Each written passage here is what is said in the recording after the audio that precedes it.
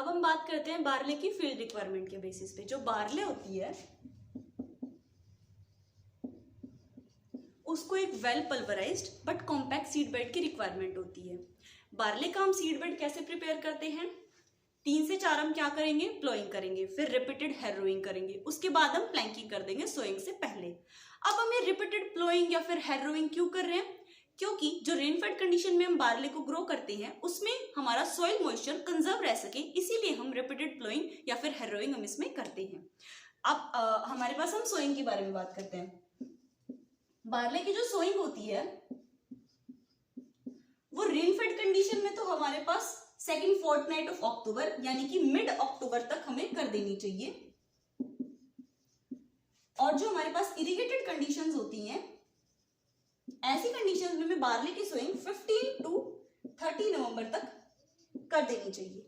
ठीक है, अगर हम इसकी लेट सोइंग करते हैं तो लेट सोइंग में भी हमें नवंबर से बाद के टाइम के लिए वेट नहीं करनी है, क्योंकि जो टू रोड बार्ले है या फिर ऐसी बार्ले जिसको हम माल्ट प्रोडक्शन के लिए प्रोड्यूस करते हैं उसमें माल्ट की क्वांटिटी और क्वालिटी हमारे पास अफेक्ट होती है। अब हम बात करते हैं इसके सीड रेट के बारे में। जो बार्ले में इरिगेटेड कंडीशंस में तो हमारे पास 75 to 80 kg पर हेक्टेयर जो सीड है वो सफिशिएंट है। अगर हम इसकी लेट सोइंग करते हैं तो 25% तक हम इसका सीड रेट इंक्रीज कर देंगे। बट अगर हम रेनफेड कंडीशंस के बारे में बात करें तो 70 kg पर हेक्टेयर जो सीड है वो हमारे पास ऑप्टिमम होता है। हम कम सीड क्यों लेते हैं? ताकि हम ऑप्टिमम प्लांट पॉपुलेशन अटेन कर पाए। अब हम बात करते हैं डिफरेंट मेथड्स ऑफ सोइंग के बारे में।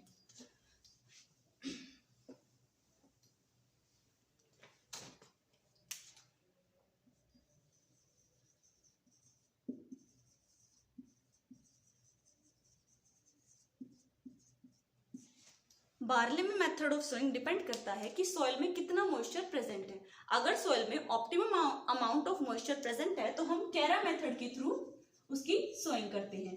बट अगर हमारे पास ऑप्टिमम अमाउंट में मॉइस्चर प्रेजेंट नहीं है यानी मॉइस्चर डेफिशिएंट है या फिर रेनफेड कंडीशन में, हम मेनली पोरा मेथड का यूज करते हैं बार्ले की सोइंग के लिए। अब कैरा मेथड में क्या होता है, हम मैनुअली क्या करते हैं, ये हमारे पास फील्ड है, ह्यूमंस क्या करते हैं, हम ह्यूमंस कैरा मेथड में मैनुअली हैंड से जो ग्रेन है या फिर सीड है उसको सॉइल में प्लेस करने का काम करते हैं और उसके बाद हम उसकी प्लैंकिंग कर देते हैं, यानी कि जो सॉइल और सीड का कांटेक्ट है उसको हम ऑप्टिममली मेंटेन कर देते हैं। जो पोरा मेथड होता है उसमें क्या करते हैं, हम किसी भी फनल की हेल्प से, पाइप की हेल्प से क्या करते हैं, सॉइल सीड को सॉइल में प्लेस करने का काम करते हैं, उसके बाद हम इसमें फिर से प्लैंकिंग कर देते हैं।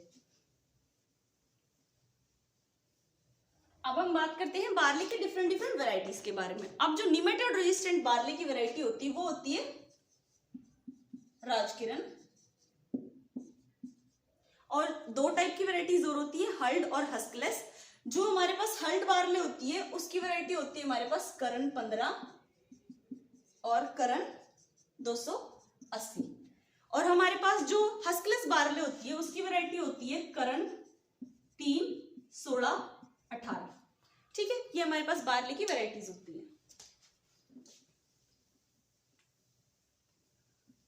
अब हम बात करते हैं फर्टिलाइजर रिक्वायरमेंट के बारे में। बार्ले में हमारे पास फर्टिलाइजर रिक्वायरमेंट भी 2 तरीके से हम डिसाइड करते हैं कि इरिगेटेड कंडीशन में हमारे पास हमने बार्ले ग्रो की है या फिर रेनफेड कंडीशन में। इरिगेटेड कंडीशन में अगर हमने बार्ले ग्रो की है तो उसकी फर्टिलाइजर रिक्वायरमेंट एनपीके की 60, 30 और 15 किलोग्राम पर हेक्टेयर रहेगी, यानी कि 60 किलोग्राम पर हेक्टेयर उसको नाइट्रोजन रिक्वायर्ड है, 30 किलोग्राम पर हेक्टेयर उसको P2O5 रिक्वायर्ड है और 15 किलोग्राम उसको पर हेक्टेयर K2O यानी पोटेशियम की रिक्वायरमेंट है। अब हम क्या करेंगे, इरिगेटेड कंडीशंस में जो P2O5 और K2O है इसकी फुल डोज जो हम इसकी पूरी की पूरी मात्रा को हम उसकी सोइंग या फिर प्लांटिंग के टाइम पे क्या करेंगे, उसको सॉइल में इनकॉर्पोरेट करने का काम करेंगे। इसके साथ साथ हमें इसका हाफ, नाइट्रोजन की जितनी भी रिक्वायरमेंट है उसका हाफ हम क्या करेंगे, इन दोनों के साथ साथ सोइंग के टाइम पे हम सॉइल में इनकॉर्पोरेट करने का काम करेंगे।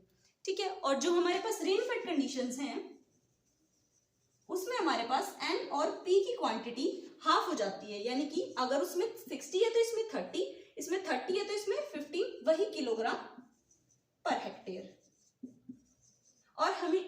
रेनफेड कंडीशन में एक बात का ध्यान रखना है कि उसमें तो हमने हाफ हाफ करके डाली थी, यानी फर्स्ट हाफ डोज तो हमने डाल दी सोइंग के टाइम पे, और जो बची हुई हाफ डोज है वो हमने डाल दी फर्स्ट इरिगेशन के टाइम पे।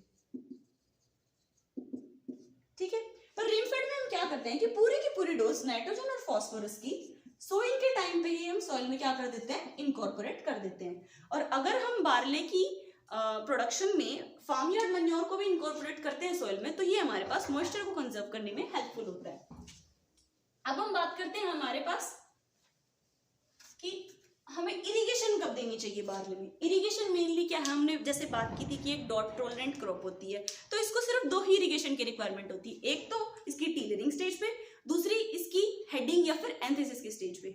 बट अगर हम सैंडी सॉइल की बात करें तो सैंडी सॉइल में हम इन दो इरिगेशन के अलावा एक और इरिगेशन हम अच्छी यील्ड के लिए बार्ले में दे देते हैं।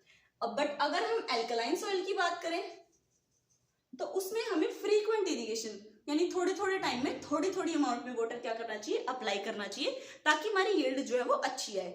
बट अगर हमारे पास क्या है, पानी की बहुत ज्यादा कमी है, एक इरिगेशन दे सकते हैं हम, तो हमें वो एक इरिगेशन टिलरिंग के टाइम पे देनी चाहिए, ताकि हमारे पास जो यील्ड है अल्टीमेटली हमारे पास अच्छी यील्ड मिल सके।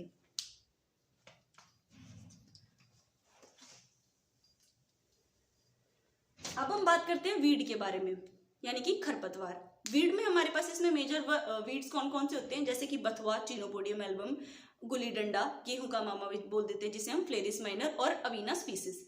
अब हमारे पास दो टाइप की वीड आते हैं इसमें, एक तो ब्रॉड लीफ और आता है एक नैरो लीफ। जो ब्रॉड लीफ होती है उसको हम कंट्रोल कर सकते हैं 2,4-D सोडियम सोल्ट से, यानी कि हम 1 किलोग्राम सोडियम सोल्ट को 500 लीटर पानी में ऐड करके हम उसको स्प्रे करते हैं, तो हम ब्रॉड लीफ वीड्स को हम अच्छे से हम क्या कर सकते हैं, रोक सकते हैं। जो हमारे पास नैरो लीफ आते हैं वीड्स, नैरो लीफ वीड्स को हम पेंडिमेथिलिन का यूज करके उसको कंट्रोल कर सकते हैं। आगे आता है हमारे पास डिजीज मेनली हमारे पास इसमें आती है, एक तो रस्ट आती है, एक कवर्ड स्मट आती है, और तीसरी आती है हमारे पास स्ट्राइप।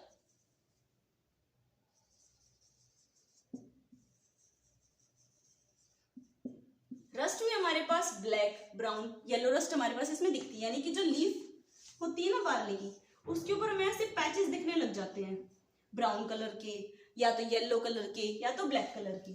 ठीक है, इसको हम कंट्रोल कैसे कर सकते हैं, या तो हम सीड ट्रीटमेंट करेंगे, क्योंकि जो हमारे पास डिजीज कॉज करता है ना रस्ट की, वो हमारे पास क्या होता है, पक्सीनिया स्पीसीज इसका इन्फेक्टेंट होता है। उसको हम कंट्रोल कैसे कर सकते हैं, हम इसका सीड ट्रीटमेंट करेंगे कार्बेंडेंजिम या फिर बवास्टीन से। ठीक है, या फिर हम इसमें रेजिस्टेंट वेराइटीज को ग्रो करेंगे। अब हम बात करते हैं कवर्ड स्मट। कवर्ड स्मट जो हमारे पास डिजीज होती है मेनली वो हमारे पास एंथेसिस या फिर हेडिंग के टाइम पे आती है, यानी जो हमारे पास ईयर होता है बार्ले का, जब वो एमर्ज आउट होना स्टार्ट करता है अपनी फ्लैग लीफ से, तभी हमारे पास डिजीज देखने को मिलती है। अब इसमें क्या होता है, पूरा का पूरा जो ईयर है उसमें जितने भी स्पाइक्स है ना, हमारे पास स्पाइकलेट्स हैं, वो सारी की सारी ब्लैक पाउडरी सब्सटेंस में कन्वर्ट होना स्टार्ट हो जाती है। इसका ट्रीटमेंट हम कैसे कर सकते हैं, इसमें भी हम सीड ट्रीटमेंट करके इसको ठीक कर सकते हैं, जैसे कि कार्बेंडेंजिम में बवास्टीन से कर सकते हैं। अब आता है हमारे पास स्ट्राइप डिजीज। स्ट्राइप डिजीज में क्या होता है, इसमें हमारे पास नैरो येलो कलर के स्ट्राइप्स हमारे पास लीफ पे ऐसे नैरो और येलो कलर के लीफ के ऊपर स्ट्राइप्स हमारे पास दिखने लग जाते हैं। इसकी ट्रीटमेंट हम कैसे कर सकते हैं, सीड ट्रीटमेंट करके, रेजिस्टेंट वैरायटी ग्रो करके, या फिर हम इसमें डाईइथेन M45 का स्प्रे करके भी इसको कंट्रोल कर सकते हैं। और अब हम बात करते हैं हमारे पास इंसेक्ट के बारे में।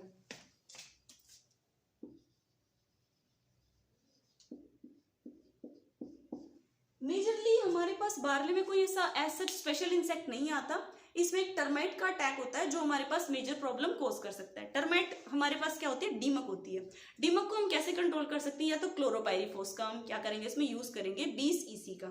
अब इसमें हम क्लोरोपाइरीफॉस का यूज कैसे करेंगे, 20 EC क्लोरोपाइरीफॉस को हम 20 से 25 लीटर वाटर में क्या करेंगे, डिसॉल्व करेंगे। उसके बाद हम क्या करेंगे, सीड्स के ऊपर इस क्लोरोपाइरीफॉस के सॉल्यूशन को स्प्रे कर देंगे, उसको पूरी रात तक सुखाएंगे शेड के अंदर, और अगले दिन हम उसकी सोइंग कर देंगे। इससे हम टर्माइट्स का कंट्रोल कर सकते हैं। Thank you.